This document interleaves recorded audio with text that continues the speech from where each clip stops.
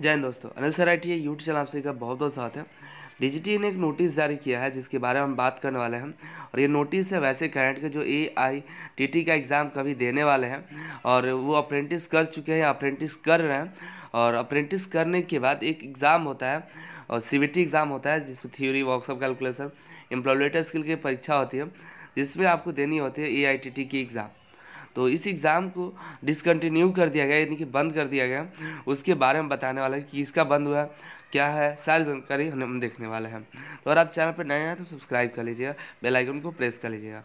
ये जो देख सकते हैं 20 दिसंबर को ये नोटिस जारी किया गया है। और आपको पहले बताते हैं, अप्रेंटिस जो होता है कहीं से भी करें, प्राइवेट या गवर्नमेंट, इन सभी का एग्ज़ाम जो लेते थे DGT लेते थे। ठीक है, आप रेलवे से करें या हाल अप्रेंटिस करें या कहीं से भी आप अप्रेंटिस करें, तो अप्रेंटिस कंप्लीट होने के बाद DGT उसकी परीक्षा लेती थी।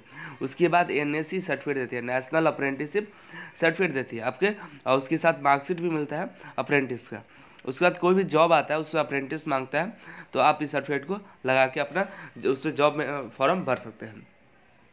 लेकिन DGT ने इस एग्ज़ाम को कह दिया कि इस एग्ज़ाम को हम डिसकंटिन्यू कर रहे हैं वैसे कैंडिडेट के लिए जो ITI कर चुके हैं। क्योंकि देखिए, सबसे पहले जब 2016 में अप्रेंटिस का वेबसाइट बना था, विप्रो पोर्टल 2016 में बना था, तो उस समय से अभी तक बहुत सारे प्रॉब्लम्स हुए वेबसाइट में। अंत में एक नया फिर से वेबसाइट बनाया गया 2019 में। उसमें भी अभी एग्ज़ाम फॉर्म भरने में, कॉन्ट्रैक्ट जनरेट करने में, स्टाइफंड जनरेट करने में, ये बहुत सारे ऐसी दिक्कतें आने लगी। हॉल टिकट डाउनलोड हो या मैपिंग हो, बहुत सारी दिक्कतें आई। तो इसकी वजह से बहुत सारे बच्चों के जो अप्रेंटिस होता था 2 से 3 साल लग जाता था क्लियर करने में। 1 साल का तो अप्रेंटिस होता था, 2 साल 3 साल लग जाता था अप्रेंटिस का एग्ज़ाम क्लियर करने में। तो ये बहुत ही परेशानी हो गई थी। तो इसको देखते हुए मीटिंग हुआ था, मीटिंग में कई सारे बातें हुई। उसमें से एक बातें जो निकल के आई है, कई सारी बातें, वैसे कई सारे टॉपिक भी आए हुए हैं। जैसे देखिएगा तो एग्जामिनेशन रिलेटेड इसमें बताया गया कि for all AITT trade test, जब ट्रेड टेस्ट होता है ऑल इंडिया ट्रेड टेस्ट, उसमें ITA पास आउट कैंडिडेट जो कि ITA पास आउट करते हैं, जो CTS होता है, क्राफ्टमैन ट्रेनिंग स्कीम, उसे पास कर लेते हैं from trade theory, workshop, calculation, science and employability skill, engineering, drawing, expect practical examination. तो जो इन सभी का एग्ज़ाम देते हैं, तो उनका देखिए एग्ज़ाम नहीं होना, मतलब यूँ समझ लीजिए अपनी भाषा में कि अगर आप ITI किए हुए हैं तो आपकी AITT की परीक्षा नहीं हुई। AITT की परीक्षा नहीं होने वाले जो ITI किए हुए हैं। ठीक है, और तो इनका सर्टिफिकेट कैसे मिलेगा? तो बिना AITT के एग्ज़ाम के बिहार पे ही उनका प्रैक्टिकल का एग्ज़ाम होगा, प्रैक्टिकल के एग्ज़ाम होगा, उसके बाद उनका सर्टिफिकेट आ जाएगा। क्या होता था, बहुत पहले एग्ज़ाम क्लियर करने में एक बार अगर फेल हो गए, फिर 1 साल बाद अगले साल एग्ज़ाम कंडक्ट नहीं हुआ तो फिर अगले साल, इससे 2 से 3 साल आपका बर्बाद हो जाता था सिर्फ अप्रेंटिस करने में। बहुत सारे बच्चों को तो 4 साल 5 साल लग जाता है, जिससे बहुत ही दिक्कत होता था। तो अब कह दिया कि आखिर वैसे भी ITI कैंडिडेट DGT के परीक्षा पास करके ही आते हैं। ITI जो परीक्षा होती है वो भी DGT कराती है, वो भी परीक्षा पास करके ही आए, तो उनका एग्ज़ाम क्यों लेना है? ये जो एग्ज़ाम होगा अब फ्रेशर का होगा। फ्रेशर मतलब आपको एक और बात बताते हैं, ITI अप्रेंटिस जो होता है ITI वाले भी करते हैं और मैट्रिक वाले भी करते हैं, नहीं नॉन ITI वाले भी करते हैं। तो ITI वालों का AITT का एग्ज़ाम नहीं होगा, उनका प्रैक्टिकल का एग्ज़ाम होगा सिर्फ, जो कि आप जहाँ से अप्रेंटिस करेंगे वही प्रैक्टिकल का एग्ज़ाम ले लेंगे और उसके बाद आपका सर्टिफिकेट जनरेट होगा। लेकिन फ्रेशर का क्या होगा, फ्रेशर वाला भी उनका एग्ज़ाम कराया जाएगा, उनका एग्ज़ाम होगा फ्रेशर वाले का, जो नॉन ITI है उनका।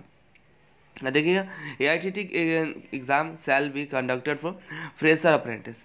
सब्जेक्टिव जो टेस्ट होगा वो फ्रेशर एप्लीकेंट के लिए होगा, मतलब फ्रेशर जो नॉन ITI है उनके लिए। या offline exam will continue to conducted by concern establishment. जो ऑफलाइन एग्जाम होगा प्रैक्टिकल सब्जेक्ट का, वो कौन कराएगा? इस्टेब्लिशमेंट कराएगा, वो प्रैक्टिकल एग्जाम सभी का होगा। ठीक है, क्लास में ये है, दिस विल इफेक्टिव फ्रॉम 1 जनवरी 2022।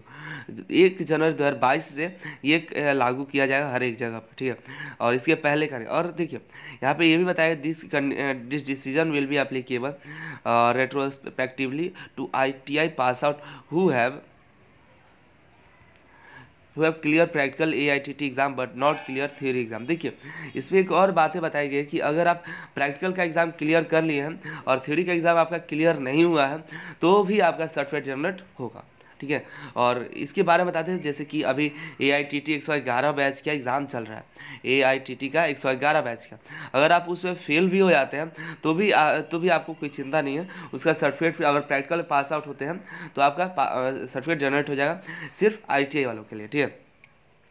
और पहले भी AITT 110, 108, 109 में भी अगर आप प्रैक्टिकल पास आउट है, थ्योरी का एग्ज़ाम अभी देने वाले हैं, तो अब आपको देने की आवश्यकता नहीं है। वैसे ही AITT 111 बैच में अगर नाम आया हुआ है तो एग्ज़ाम दे दीजिए, लेकिन आगे से अगर बैक लगता है तो आपको बिना एग्ज़ाम के ही आपको पास आउट कर दिया जाएगा और आपका सर्टिफिकेट जनरेट हो जाएगा।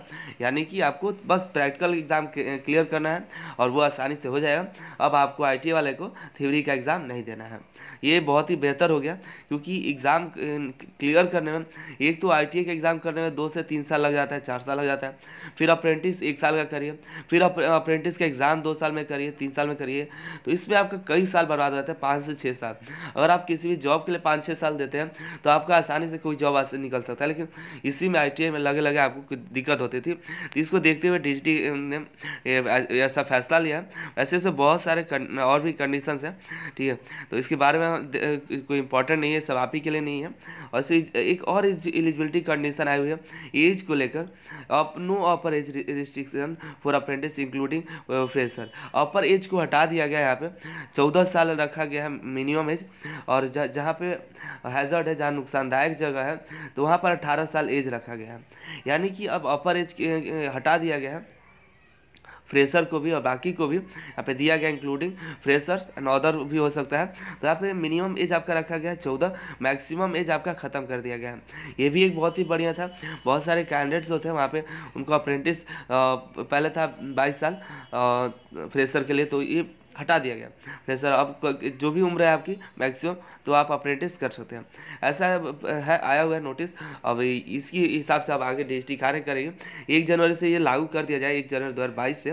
तो अगर आप पहले से अप्रेंटिस की तैयारी कर रहे हैं या अप्रेंटिस कर रहे हैं, तो आने वाले दिनों में आपको सिर्फ प्रैक्टिकल का एग्ज़ाम देना है और उसका थ्योरी का, इम्प्लॉयमेंट स्किल का CBT एग्ज़ाम देने की झंझट खत्म, अगर आप ITI पास आउट करके गए हैं तो, ठीक है। और भी जैसे कोई नोटिस आता है तो चैनल के माध्यम से बताते रहें। फिलहाल बहुत सारा अप्रेंटिस और मेरिट लिस्ट जारी किया गया, तो चैनल पर विजिट करके देखते रहिए।